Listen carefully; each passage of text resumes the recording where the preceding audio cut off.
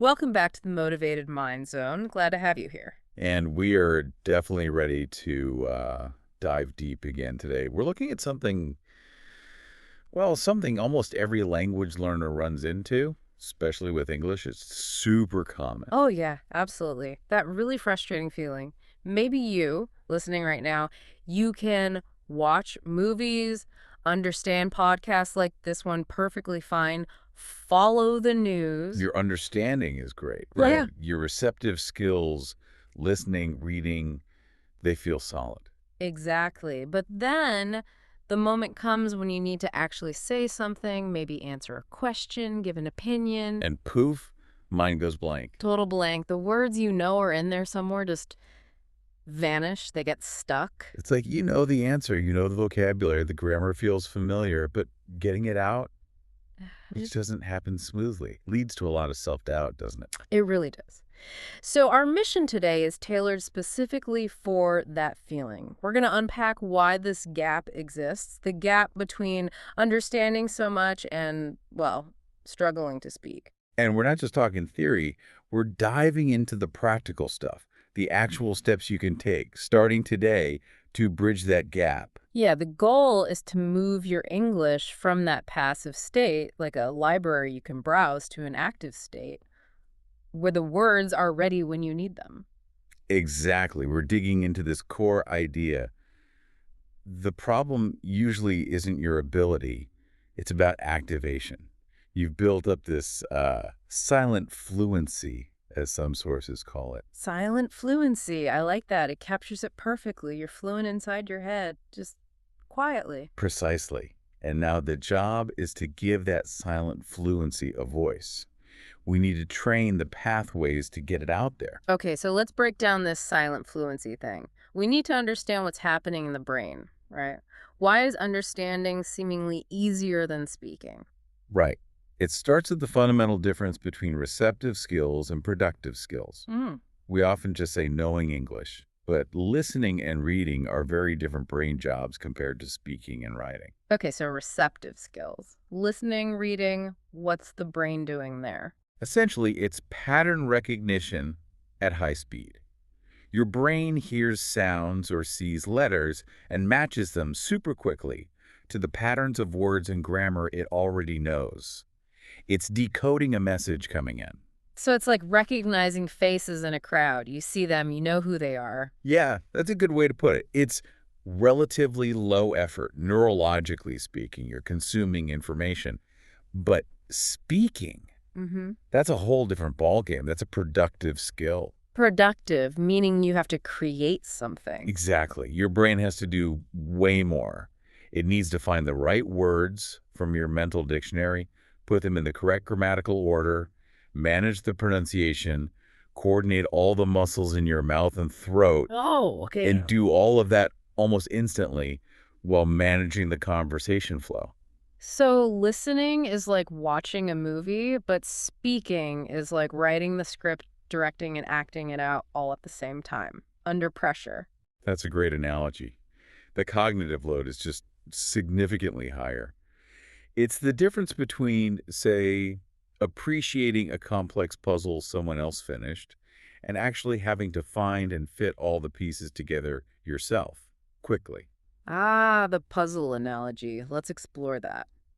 So studying gives you the pieces. Right.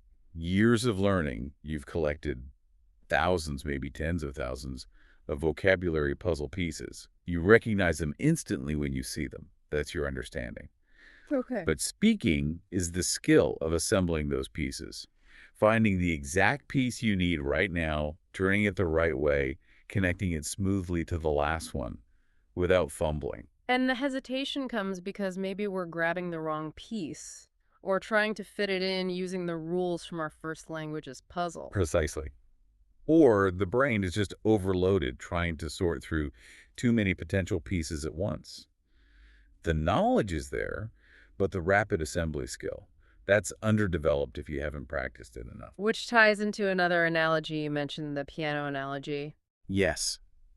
Think about listening to music. Mm. You can recognize a beautiful piano piece, maybe hum the melody, feel the rhythm. Your receptive skills are working perfectly. Sure.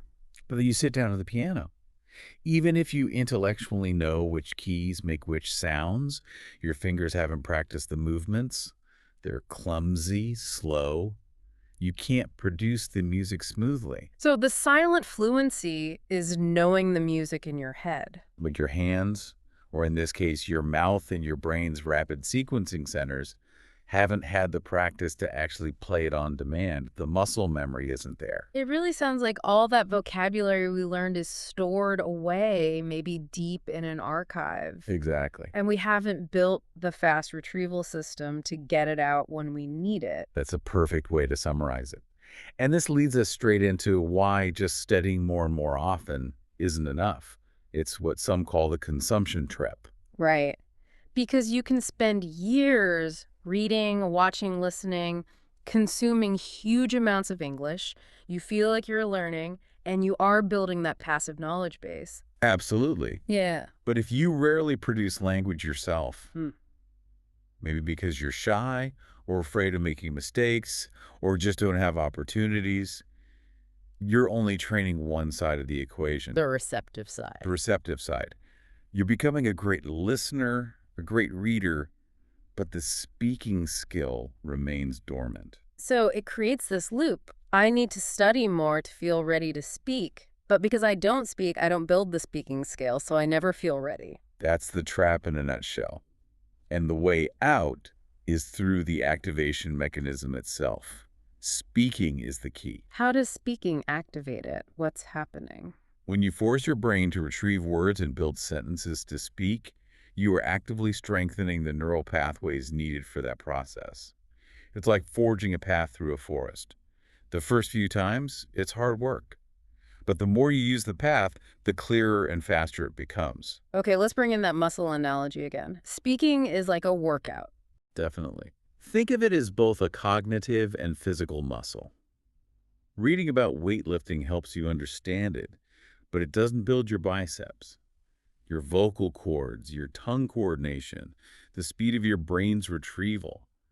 Those are muscles that need exercise. And that feeling of awkwardness when you first start speaking more, that's like muscle soreness after the gym. Exactly. It feels slow, clumsy, maybe even a bit painful mentally. But that awkwardness isn't a sign you're bad at it. It's proof that you're actually doing the workout. You're activating those dormant pathways. That's a really important shift in perspective. Difficulty isn't failure, it's the feeling of building the skill. Precisely. Fluency, that feeling of automaticity, only comes after a lot of repetition, a lot of active practice. You literally train your brain to speak by speaking. Okay, so we've diagnosed the problem, the activation gap, the silent fluency. Let's get practical. How do we start activating? The good news is you don't need to move abroad, right? Absolutely not. You can start activating your English right now, wherever you are. Solo practice is incredibly powerful. So technique one, just speak out loud, sounds basic. It sounds basic, but it's foundational. It directly connects the thought in your head to the physical act of forming the sound. Reading your notes aloud is okay. Repeating sentences from videos is better. But the best version. Spontaneous self-narration. Describe what you're doing as you're doing it. Ah, like the coffee example. Okay, I'm getting the mug, now I'm pouring the water. Oops, spilled a bit. That kind of thing. Exactly that. You're using real, everyday language connected to immediate actions. It forces that thought-to-speech loop constantly. I'm looking for my keys. Where did I put them? Ah, here they are. Okay, but let's be real. Talking to yourself out loud can feel weird, or maybe you live with people. How do you do this discreetly? That's a practical hurdle. Great point. It doesn't have to be loud. Whispering works. Even just mouthing the words silently engages the physical aspect to some degree. Or find tiny private moments walking to the car and the bathroom for a minute, stepping outside. So consistency over volume. Definitely. Yeah. Just engage those speech muscles regularly. Even 60 seconds here and there adds up. The goal is building the habit, the muscle memory. Okay, got it. What's technique two? Mini speaking challenges. Short bursts of focused output. How does that work? Pick a simple topic you know something about. My favorite food, Mm. what I did yesterday, my dream vacation. Set a timer for just 1 or 2 minutes and talk about it. Nonstop. Nonstop is the key. Nonstop is the key. Don't pause excessively to search for the perfect word or fix grammar. The goal here is flow. Train your brain to keep going, to communicate the idea even if it's not perfect. Should you record yourself? Highly recommended. Not to judge yourself harshly, but to notice progress over time. You'll hear yourself getting smoother, hesitating less, finding words faster. It's motivating. Okay, technique 3 is shadowing. This one sounds a bit more complex. It is, but it's incredibly effective. Yeah. Shadowing means listening to a native speaker and repeating what they say almost at the same time, like an echo. So not just repeating after them, but with them. Ideally, yes, or just a fraction of a second behind. You're trying to mimic everything. The rhythm, the intonation, the way words link together, the pronunciation. It's like putting on the sound of English. Exactly. You're training your mouth, your voice, your ear to the music of the language. Stress patterns, reduced sounds, natural pauses, all of that. What kind of material should you use for shadowing? Long speeches. No, definitely start short. Short clips are much better. 10, 15 seconds from a TV show, a podcast snippet, maybe a line from a song, something with natural speech patterns. And repeat that short clip many times. Yes, repetition is crucial. It's far better to nail the flow of one 15-second clip by repeating it 20 times than to stumble through a 10-minute lecture once. You're building deep muscle memory for sounds and rhythm. Okay, so we've got the speaking aloud, the mini challenges, the shadowing. That covers getting the sound out. What about the thinking process? How do we stop translating in our heads? Ah, the internal work. This is about thinking and using vocabulary actively. And the big one here is learning to think in English. That sounds like the ultimate goal, but maybe a bit intimidating. How do you even start? You start small, really small. Don't try to have complex internal debates in English right away. Start by simply labeling things you see around you in English.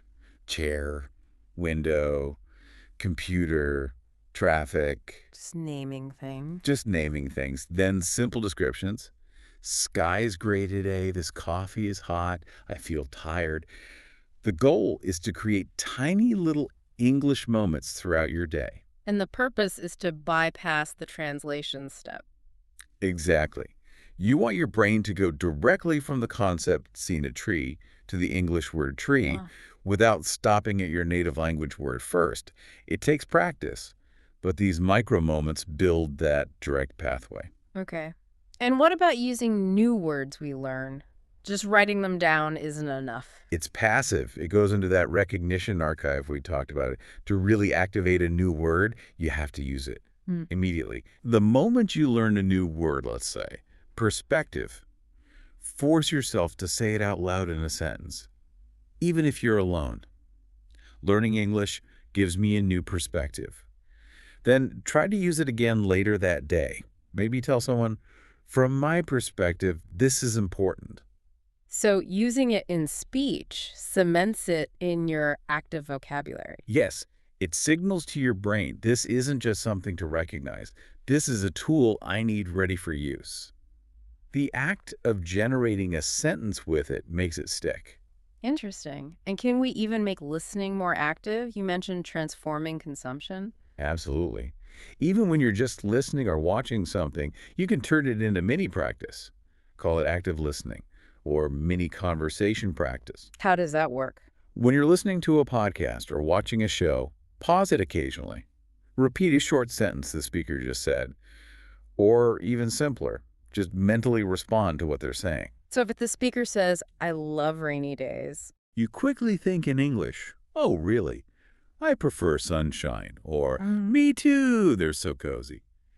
You're practicing formulating thoughts and responses in English, even without a real conversation partner.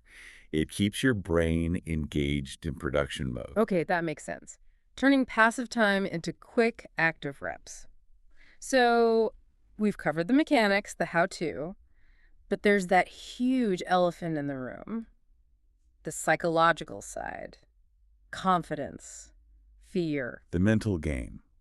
Honestly, for many learners, this is the biggest blocker. The fear of making mistakes, sounding stupid, being judged. It's powerful. It physically stops you, doesn't it, that fear response? It really does. It tightens you up, slows down your brain's retrieval process. The fear itself becomes a self-fulfilling prophecy. You're scared of sounding bad. The fear makes you hesitate, and then you sound hesitant. So how do we break that cycle? We need to change how we think about mistakes. Fundamentally, mistakes aren't failures in language learning. They are essential data points for your brain. Data points. Explain that. When you try to say something and it comes out wrong, maybe the grammar's off or you use the wrong word and communication breaks down slightly or feels awkward, your brain registers that. It gets feedback. Okay, that pathway didn't work well. It then adjusts for the next attempt. Mistakes are how your brain learns and refines the production process. So instead of signs of failure, they're actually signs of progress. Signs that you're trying, pushing yourself. Exactly. If you're making mistakes, it means you're out there using the language, attempting complex thoughts. The only way to make zero mistakes is to say nothing.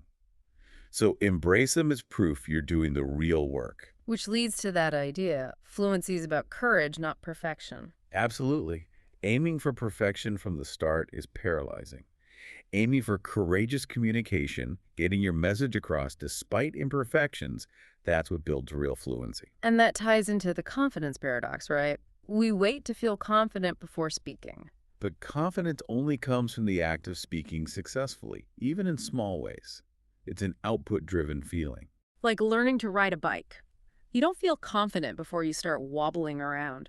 The confidence builds as you manage to stay upright for longer and longer stretches. Perfect analogy. You become ready by doing, not by waiting till you feel ready. Waiting is passive. Doing builds the feeling.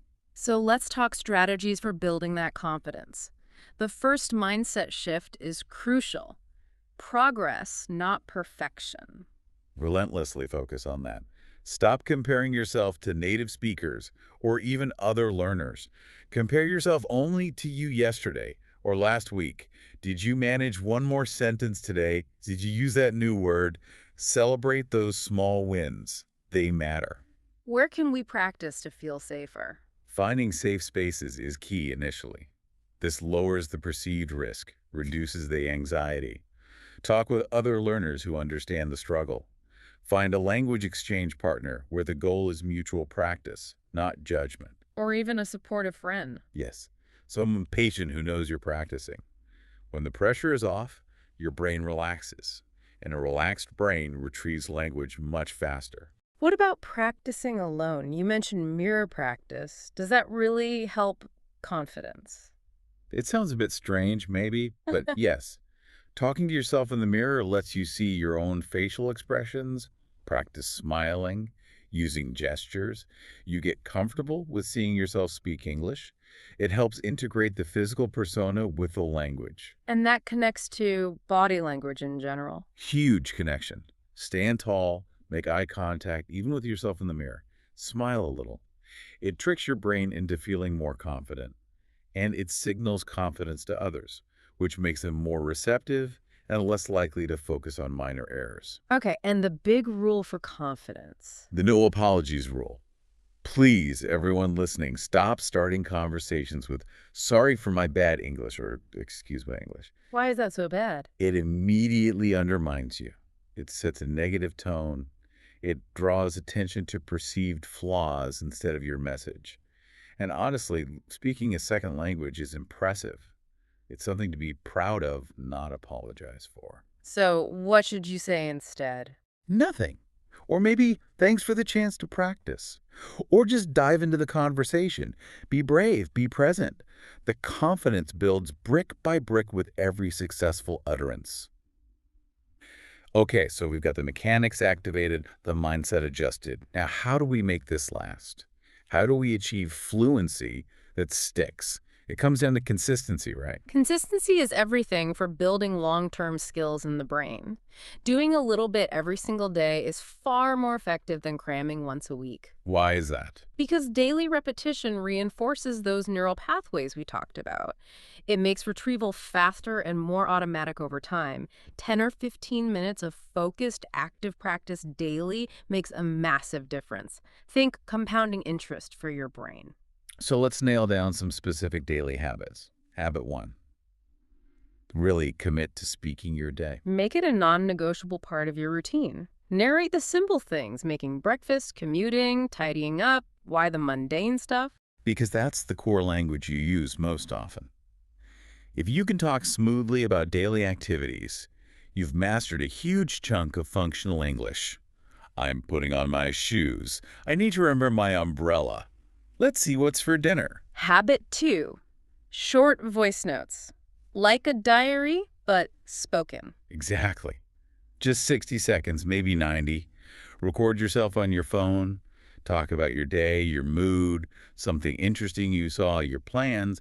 It's private, low pressure. And the benefit is hearing yourself. Yes. You track your own progress.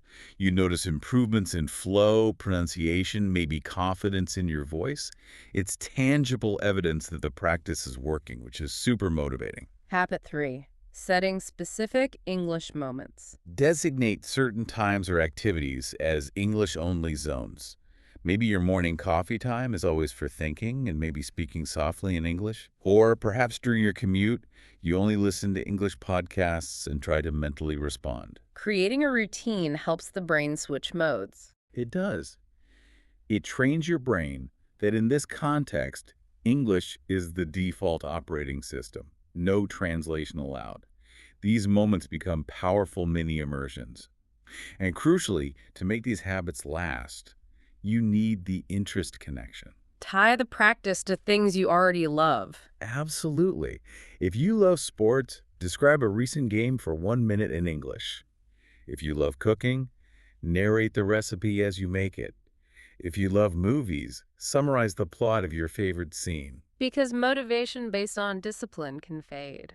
But practicing through activities you genuinely enjoy, that's sustainable. It stops feeling like a chore. Okay, final stretch. We've activated, built confidence, established consistency. How do we make our English sound more, well, natural and spontaneous? First principle, focus on communication, not perfection, especially in real conversation. Your primary goal is to get your message across smoothly. So don't stop mid-sentence to agonize over the perfect preposition. Ideally, no. Keep the flow going. Minor grammatical errors often don't impede understanding nearly as much as long, awkward pauses do. Aim for clear expression first. Refinement comes with more practice. Second technique for sounding natural, use language chunks. This is a big one. Stop trying to build every single sentence from individual words.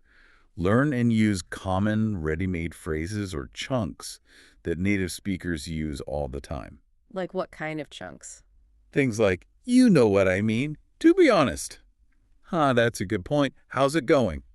On the other hand, sounds good, no worries. These little phrases lubricate conversation. And they reduce the brain's workload. Massively. Yeah. Instead of assembling 5 words, you retrieve 1 chunk. It makes you sound faster, smoother, and more natural instantly. Collect these like tools. Okay. And thirdly, back to the music. Rhythm and intonation. Yes. It's not just what you say, but how you say it. Copying the flow, the stress patterns, the ups and downs of native speech makes a huge difference in how natural you sound. Like that example with stressing different words. I didn't say he stole money versus I didn't say he stole the money. Totally different meanings. Exactly. Paying attention to stress and rhythm through shadowing and listening practice gives you those tools for nuanced, expressive communication. It makes your English come alive. And finally, for spontaneity, quick reactions. Practice giving short, natural responses quickly. Things like, really? Wow, gotcha. I see. No way. Why are those so important? They keep the conversation moving. They show you're engaged, listening actively, and they buy your brain a vital extra second or two to formulate your next, more complex thought while staying connected to the speaker.